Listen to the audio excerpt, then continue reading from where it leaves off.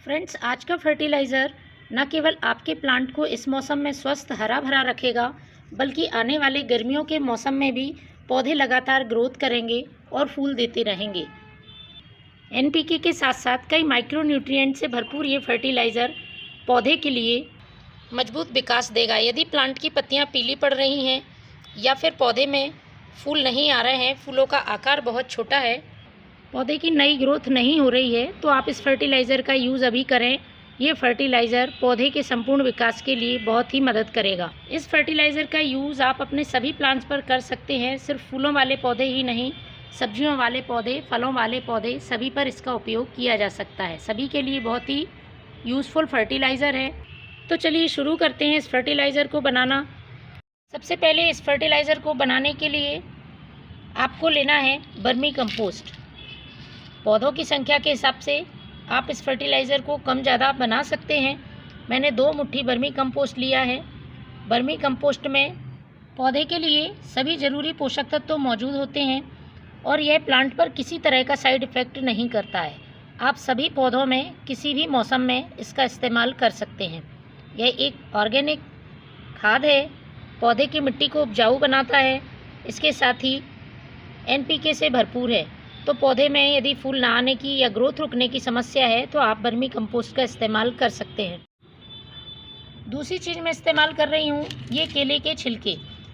आपको क्या करना है, केले के छिलके को सुखा लेना है। इस तरह से जब सूख जाए तो उनको पीसकर पाउडर बना लेना है। केले के छिलके में पोटेशियम अच्छी मात्रा में होता है। इसके साथ ही कई माइक्रो न्यूट्रिएंट्स भी उपलब्ध होते हैं जो कि प्लांट में कलियाँ बनाने में मदद करते हैं।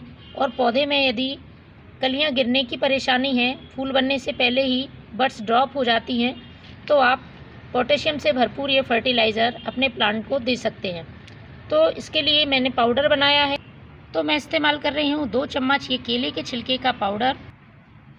इसके बाद हमें जो तीसरी चीज़ यूज़ करनी है ये एप्सम साल्ट, जिसे हम मैग्नीशियम सल्फेट भी कहते हैं, क्योंकि यदि मैग्नीशियम की प्लांट में कमी हो जाती है तो पत्तियाँ पीली पड़ती हैं, पीली पड़ के झड़ने लगती हैं और पौधे की ग्रोथ रुक जाती है। तो यदि आपके प्लांट की पत्तियां पीली पड़कर लगातार झड़ रही हैं और पौधा एकदम कमज़ोर है तो आपको इस एप्सम साल्ट वाले फर्टिलाइज़र का यूज़ ज़रूर करना चाहिए। एप्सम साल्ट को हम 2 तरह से अपने प्लांट पर यूज़ कर सकते हैं। लिक्विड फॉर्म में भी यूज़ कर सकते हैं और डायरेक्ट सॉइल में भी मिला सकते हैं। तो जिस तरीके से मैं यूज़ कर रही हूँ, इस तरीके से यदि आप इस्तेमाल करते हैं तो पौधे पे बहुत ज़्यादा फ़ायदा देखने को मिलेगा। लेकिन इसकी हमें ज़्यादा मात्रा यूज़ नहीं करनी है।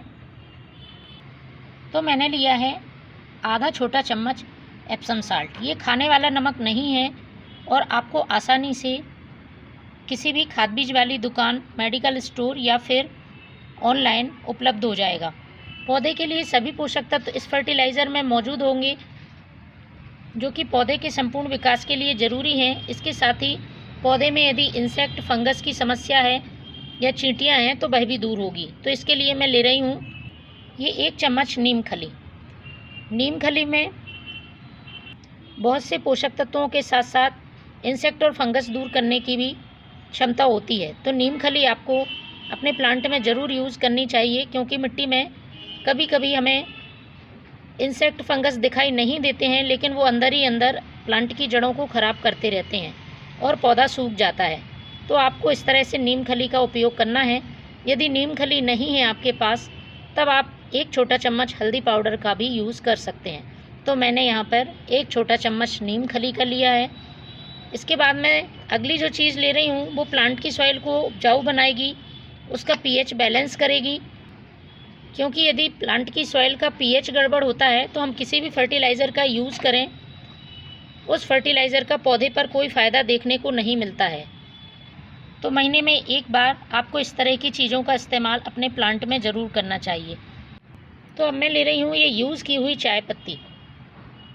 ये चाय पत्ती प्लांट की सॉइल को एसिडिक कर देती है और इसके साथ इसमें मौजूद नाइट्रोजन पौधे की ग्रोथ में काफ़ी मदद करता है।